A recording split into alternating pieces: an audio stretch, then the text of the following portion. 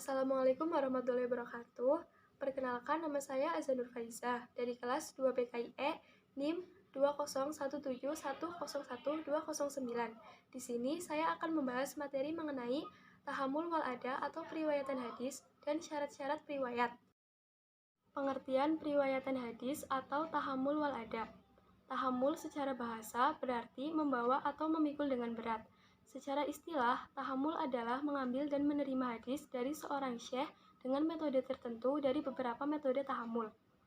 Kata ada al-hadis berasal dari kata ada, yu'adi, ta'diyatan, wa'adaan, yang berarti melaksanakan sesuatu pada waktunya, membayar pada waktunya, atau menyampaikannya kepadanya.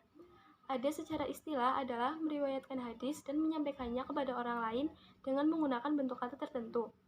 Jadi, tahammul wal ada al-hadis adalah proses periwayatan hadis, baik menerima atau menyampaikannya, yang dengan sengaja dilakukan oleh para periwayat secara ilmiah dengan menggunakan teori dan metode tertentu demi terpeliharanya hadis, bukan proses yang spontanitas yang tidak disengaja dan bukan tradisi semata. Syarat periwayatan hadis. Syarat tahammul al-hadis. Yang pertama, siapa saja asalkan sudah tamyiz. Yang kedua, sehat akalnya. Yang ketiga, terbebas dari berbagai faktor yang dapat menghalangi penerimaan hadis dengan baik dan sempurna. Berkaitan dengan batas usia anak kecil untuk bisa dianggap mumayyiz, terjadi perbedaan pendapat di kalangan ulama. Pendapat-pendapat tersebut yaitu: yang pertama, minimal berusia 5 tahun. Yang kedua, telah berusia 15 tahun. Yang ketiga, sudah bisa membedakan antara sapi dan keledai atau antara sapi dengan binatang lainnya, sekitar berusia 4 sampai dengan 5 tahun. Yang keempat, sudah mumayyiz atau pandai berkomunikasi, dibuktikan dengan adanya keterampilan dalam berkomunikasi dan mampu menjawab ketika ditanya sekalipun usianya di bawah 5 tahun. Syarat-syarat yang ditetapkan oleh para ulama untuk bisa melakukan ada al-hadis adalah: yang pertama, beragama Islam. Yang kedua, dewasa atau balik dan akli. Yang ketiga, adil. Yang keempat, ingatan kuat atau dobit.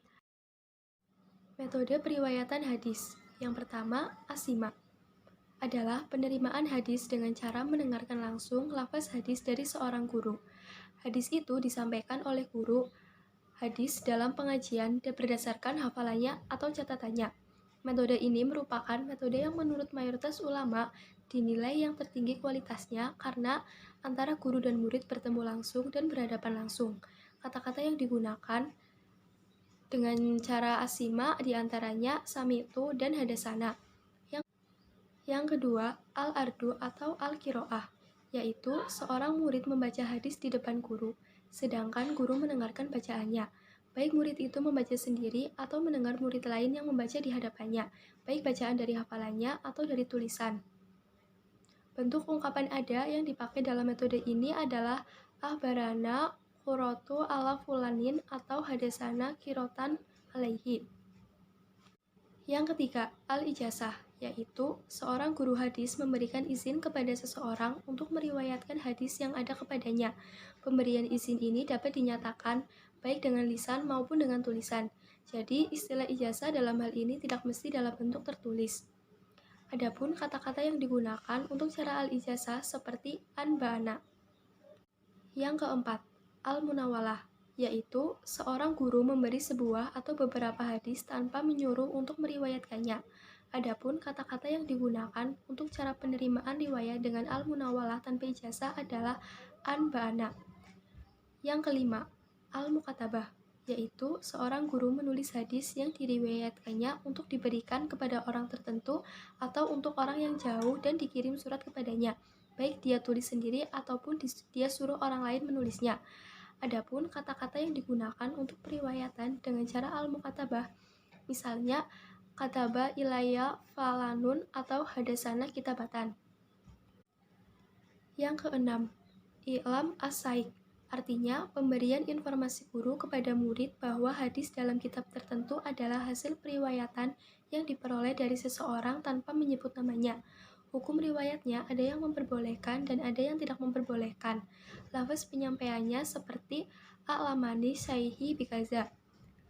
Yang ketujuh, al-wasiyah, artinya Guru mewasiatkan buku-buku hadis kepada muridnya sebelum meninggal. Hukum riwayat metode ini ada yang berpendapat boleh, ada yang berpendapat tidak boleh. Lafaz penyampaiannya seperti ausa ilaya fulanun bikaza atau hadasani fulanun wasiatan. Yang kedelapan, al-wijadah. Artinya, seseorang yang menemukan catatan hadis seseorang tanpa ada rekomendasi untuk meriwayatkannya. Lafaz penyampaiannya seperti wajatu bihati fulanin atau kurotu bihoti fulanin. Macam-macam periwayatan matan hadis. Yang pertama, periwayatan hadis dengan lafzi, yaitu periwayatan hadis yang redaksi atau matanya persis sama seperti yang diurutkan Rasulullah SAW. Berarti, apa yang diriwayatkan oleh perawi harus sama dengan apa yang disebabkan oleh Nabi SAW tanpa ada penambahan atau pengurangan walaupun satu huruf. Yang kedua, periwayatan hadis dengan maknawi, yaitu periwayatan yang redaksi matanya tidak persis sama dengan yang didengar perawi dari Rasulullah SAW. Namun, isi atau maknanya sesuai dengan yang dimaksud oleh Rasulullah tanpa ada perubahan sedikit pun. Jadi, periwayatan dengan makna adalah periwayatan dengan lafaz. Ketentuan atau persyaratan seseorang diperbolehkan untuk meriwayatkan hadis secara makna adalah yang pertama, memiliki pengetahuan bahasa Arab yang tinggi. Dengan demikian, akan terhindar kekeliruan dalam meriwayatkan matan hadis, seperti menghalalkan yang haram. Yang kedua, adanya kondisi yang sangat terpaksa, seperti lupa susunan serta harfiah. Yang ketiga, yang diriwayatkan bukanlah sabda Nabi dalam bentuk bacaan yang sifatnya ta'abudi dan bukan jawami al-kalim. Yang keempat, kebolehan periwayatan secara makna ini hanya terbatas sebelum dibukukannya hadis-hadis Nabi secara resmi. Demikian materi yang dapat saya sampaikan, semoga bermanfaat, kurang lebihnya mohon dimaafkan. Terima kasih. Wassalamualaikum warahmatullahi wabarakatuh.